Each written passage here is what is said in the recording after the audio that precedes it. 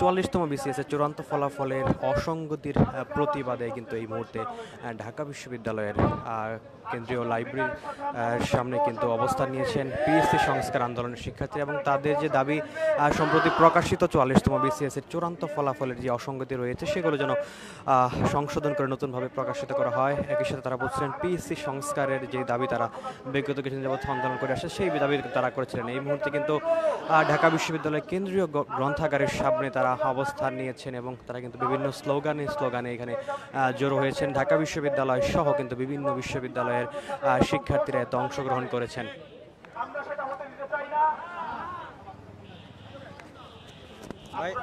আপনি সামনে গিয়ে এদিকে হন,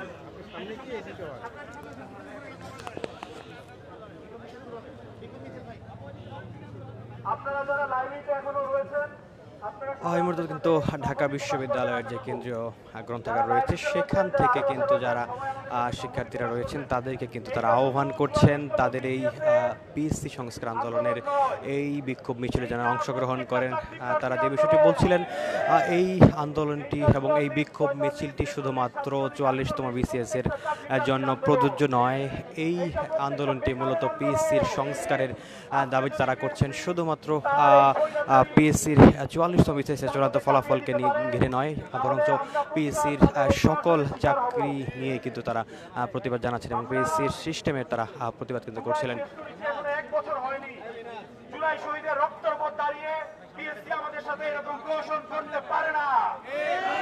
আমাদের শহীদদের রক্তের দাগ এখনো শুকায়নি, অথচ যেই চাকরি প্রত্যাশীরা জুলাই আন্দোলন নিয়ে এসেছিল এক বছরের মাথায় সেই চাকরি প্রত্যাশীদের সাথে প্রহসন করা হয়েছে। আপনারা আর ঘরে বসে থাকবেন না, আপনারা সবাই নেমে আসুন, আমরা এখনই একটি বিক্ষোভ সমাবেশ করব।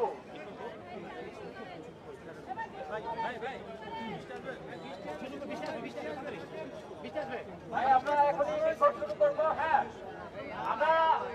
আমাদের একটি পরম্পরা আছে, ক্যাডার পদ বৃদ্ধির পরম্পরা, যেটা প্রত্যেক বিসিএস যেটা ফলো করা হয়। এটি একটি বেকার বান্ধব পরম্পরা।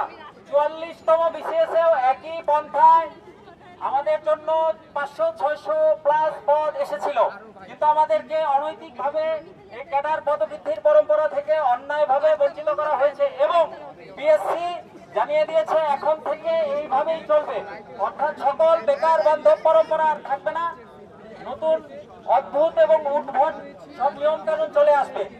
তো আমরা চাই আমাদের রাষ্ট্রের সেবার দরকার, আমাদের শূন্য পদে জনগণ সেবা পাচ্ছে না, তাই আমরা এই পরম্পরাগুলোকে অব্যাহত রাখার দাবি জানাই।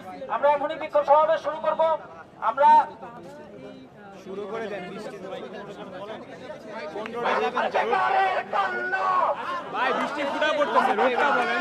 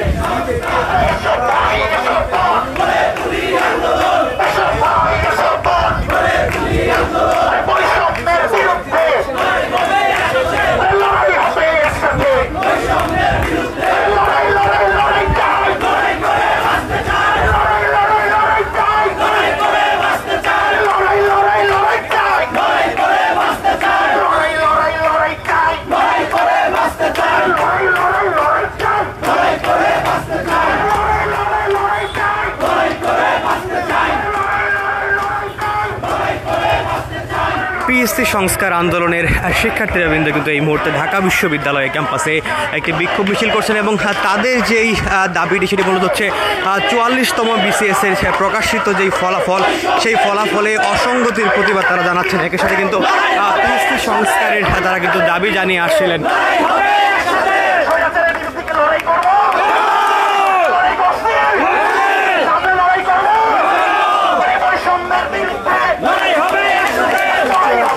রাখে